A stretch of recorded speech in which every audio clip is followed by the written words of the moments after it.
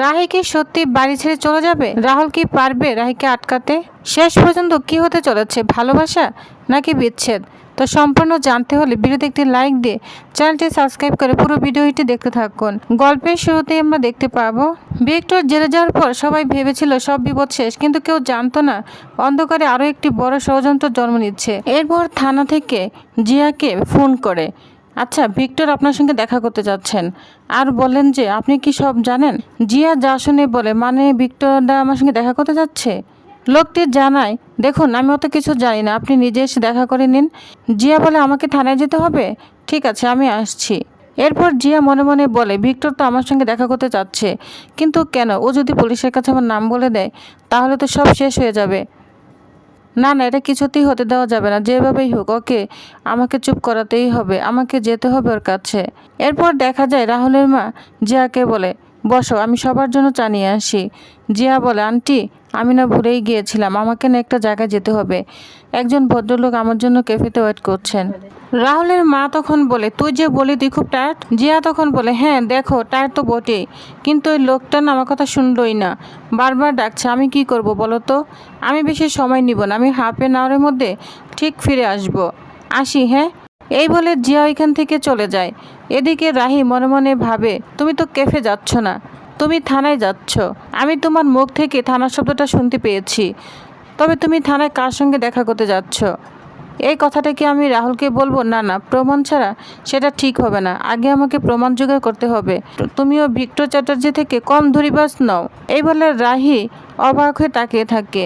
এদিকে রাহি জিনিসপত্র সব গুছিয়ে নিচ্ছে, রাহুলকেই বলছে, তোমার চ্যাম্পিয়নশিপ জেতা হয়ে গিয়েছে, ভিক্টর জেলে চলে গিয়েছে, দিদিভাই টিন এখন বাড়িতে নিরাপদ। যে কাজগুলোর জন্য আমি এখানে থেকে গিয়েছিলাম সেই সব কাজই তো হয়ে গিয়েছে, তাহলে আমার যাওয়াতে আর বাধা কিসের?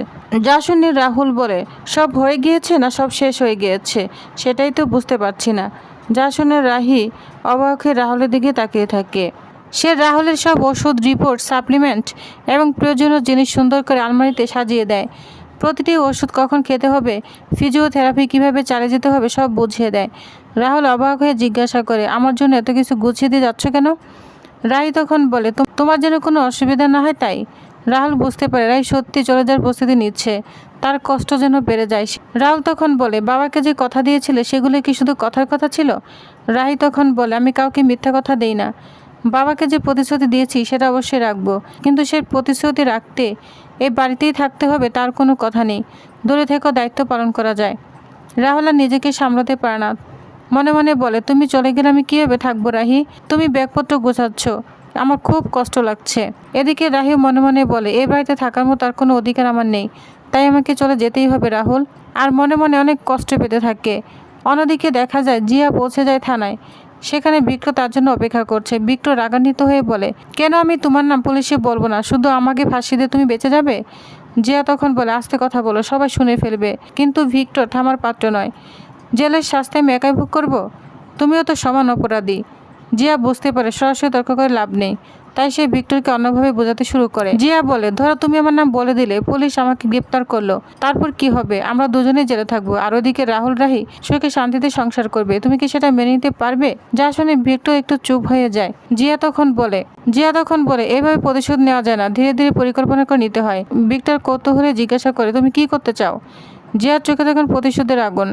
বলে, আমি রাহির জীবনটাই কেড়ে নিব, ওকে এমন শাস্তি দেব যা কখনো ভুলতে পারবে না। আমি ওই বাড়িতে রাহুল স্ত্রী হিসাবে নিজের জায়গা তৈরি করব, রাহির সব সুখ সব অধিকার ছিনিয়ে নিব।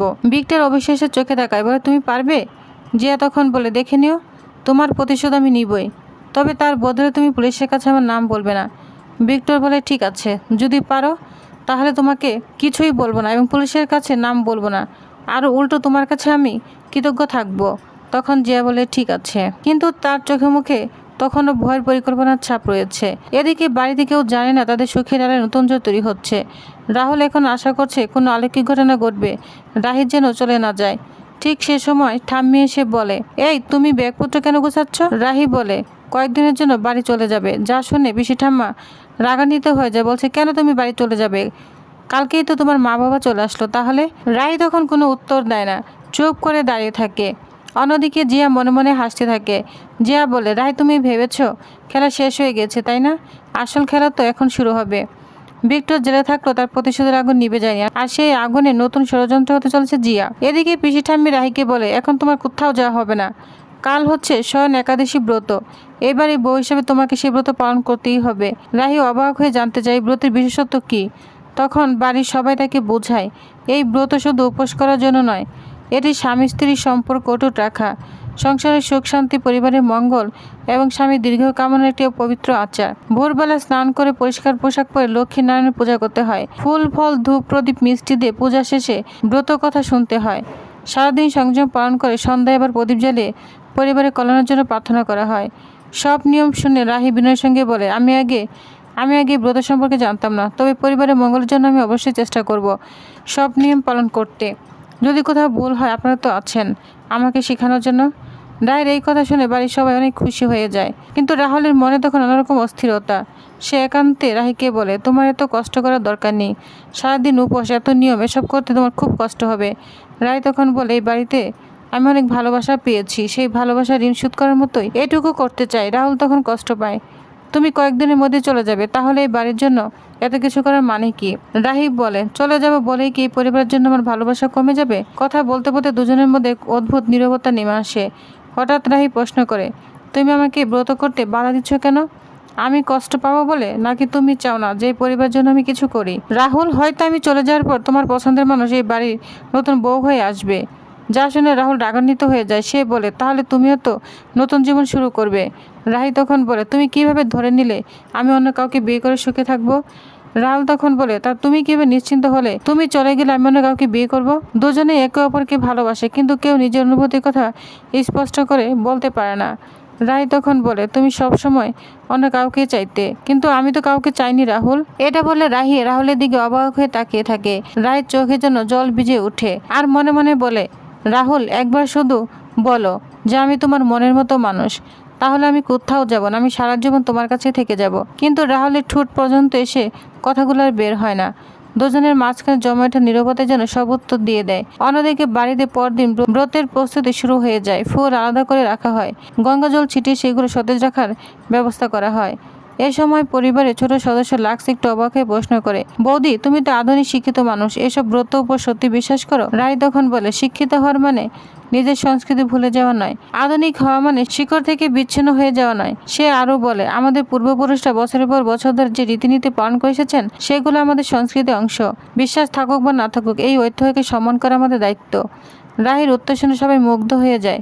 নিমু তখন বলে, এই জন্য বলি যে এত কিছু জানতে চাস না, এবার পোল্ট্রিটা কিন্তু তুই খেলি ভাই। এরপর দেখা যায় রাহুলের বাবা চলে আসে। রাহুলের বাবা এসে রাহুলের মাকে বলে, কনক শোনো, ডক্টর মুখার্জি, আকাশের বাবা, ফোন করেছিলেন। আজ যে ঘটনা ঘটলো, আমি তো ভেবেছিলাম এই বিয়েটাই ওনারা ক্যান্সেল করে দিবেন। উনি কি বললেন জানো? রাহুলের মা বলে, কি বললেন? রাহুলের বাবা বলে, ওনারা বলেছেন বাইরের একজন অপরাধ করেছে, তার জন্য উনি আমাদের পরিবারকে বিচার করবেন না, তাই বিয়েটা হবে। যা শুনে রাহুল এবং রাহি দুজনেই অবাক হয়ে যায়। তো ভিউয়ার্স, তাহলে আপনাদের কি মনে হয় এবার রাহুল এবং রাহি কি পারবে অনির বিয়ে আটকাতে? ভিউয়ার্স, তাহলে নেক্সট আকর্ষণীয় পর্বে কি হতে চলেছে জানতে অবশ্য আমার সাথেই থাকুন। ধন্যবাদ।